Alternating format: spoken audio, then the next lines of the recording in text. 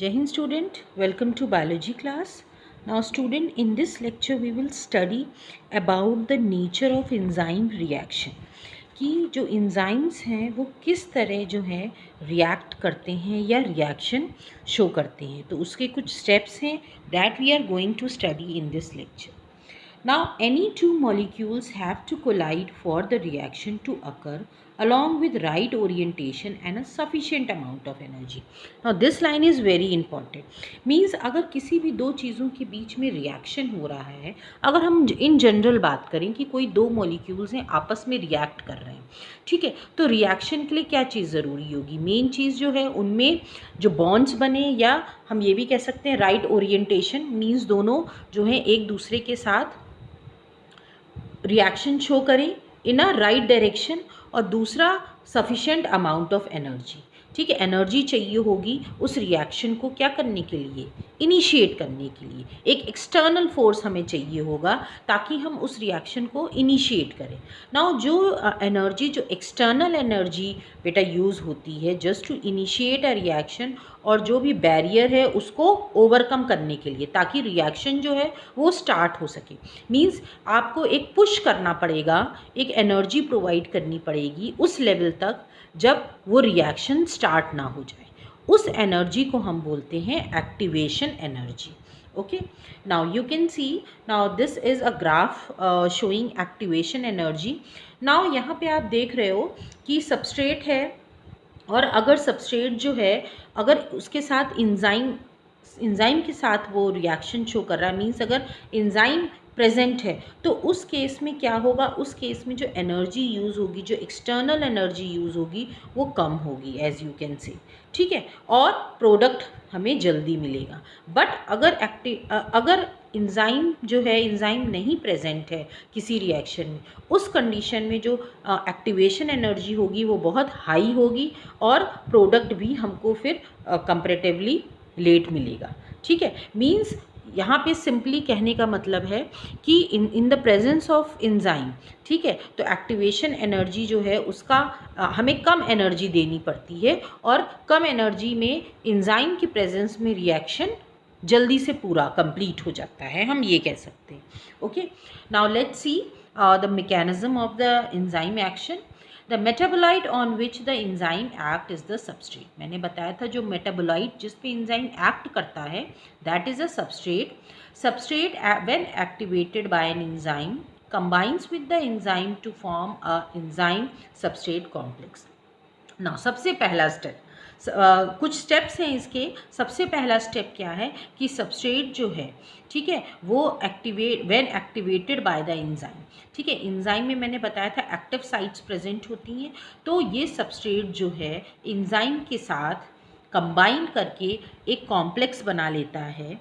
Means एक single molecule बन जाता है जिसको हम बोलते हैं एंजाइम सबस्ट्रेट कॉम्प्लेक्स, ठीक है। जैसे हम ऐसे समझ सकते हैं, जैसे ताला है, ताले में आपने चाबी लगा दी, अब ताला चाबी जो है एक आइडेंटिटी हो गई, ठीक है। ताला जब अलग है, जब चाबी अलग है, तब हम इनको दो कहेंगे, लेकिन जब आपने उसमें चाबी लगा दी है तो वो एक। इसी तरह यहाँ पे भी है, जब सबस्ट्रेट जो है एंजाइम के एक्टिव साइट से कंबाइन कर गया है, बाइंड कर गया है, तो उसको हम बोलेंगे एंजाइम सबस्ट्रेट कॉम्प्लेक्स।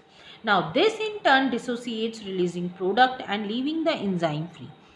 ओके, अब क्या होगा, अब the binding of the substrate, जैसे ही सबस्ट्रेट बाइंड करेगा तो जो एंजाइम होगा उसका कुछ शेप ऑल्टर होगा, कुछ चेंजेस आएंगे ताकि वो जो सबस्ट्रेट है उसमें फिट हो जाए। और उसके बाद क्या होगा कि रिएक्शन स्टार्ट हो जाएगा। और रिएक्शन कैसे स्टार्ट होगा, जो बॉन्ड्स प्रेजेंट होंगे सबस्ट्रेट में वो ब्रेक करेंगे, क्योंकि जब पुराने बॉन्ड्स ब्रेक करेंगे नए बनेंगे तभी प्रोडक्ट बनेगा, ठीक है। जो पहले से बॉन्ड्स थे, जो सबस्ट्रेट था वो प्रोडक्ट बनाएगा, तो उसके लिए क्या होगा, उसको कुछ दूसरे से कंबाइन करना होगा, उसके लिए बॉन्ड्स ब्रेक होंगे, ठीक है। अभी मैं आपको फिगर से दिखाऊंगी किस तरह। I think let me show you the figure. Okay, this you can C. Now ये आप देख रहे हो सबस्ट्रेट में बॉन्ड है, ये एंजाइम है, एंजाइम में ये एक्टिव साइट्स हैं जहाँ सबस्ट्रेट को जुड़ के क्या बनाना है, enzyme substrate complex. Now you can see bond break हो गया है और जो सबस्ट्रेट है बिल्कुल उसमें फिट हो गया है, बिल्कुल ठीक है। अब क्या होगा, अब रिएक्शन होगा, ठीक है।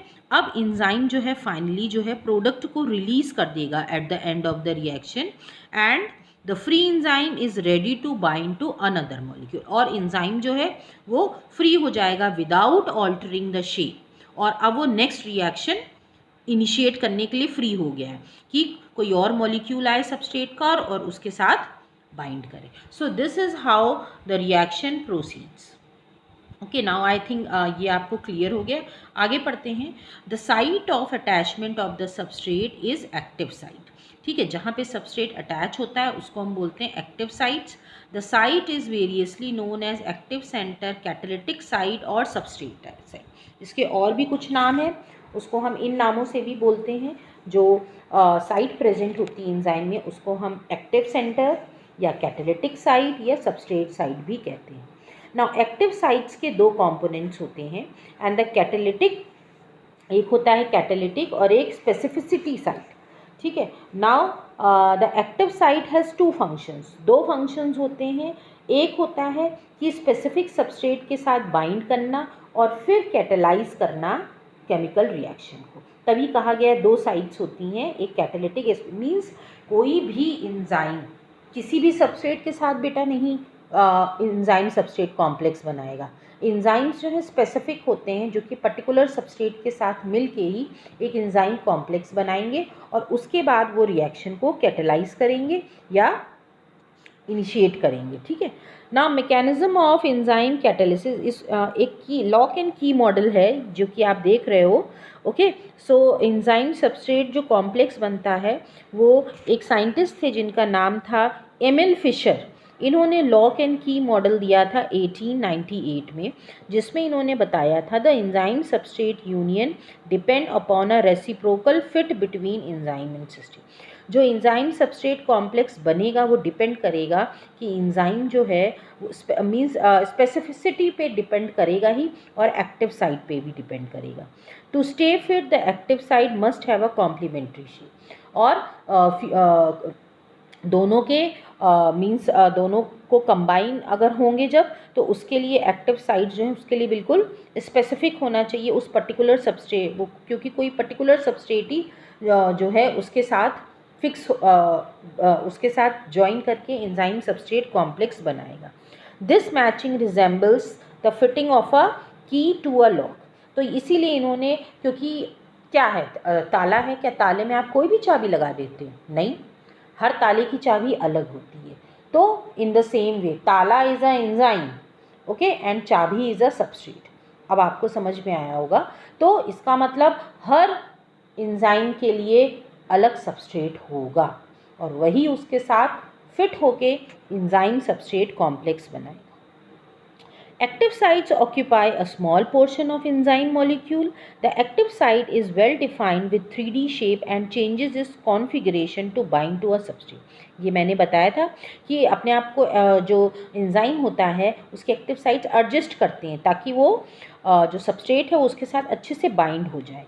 Active site is made up of few amino acid chain. The active site bind to a substrate by weak forces. बहुत वीक फोर्सेस होते हैं जो कि ईजिली टूट जाते हैं। आप देख रहे हो यहाँ पे किस तरह टूट रहे हैं bonds. Okay, so in this way the reaction is initiated and then the reaction is completed and finally the product is released from the enzyme and enzyme is set free to initiate another reaction, ठीक है, to bind with another molecule. So this is all about the enzyme action. Thank you everybody.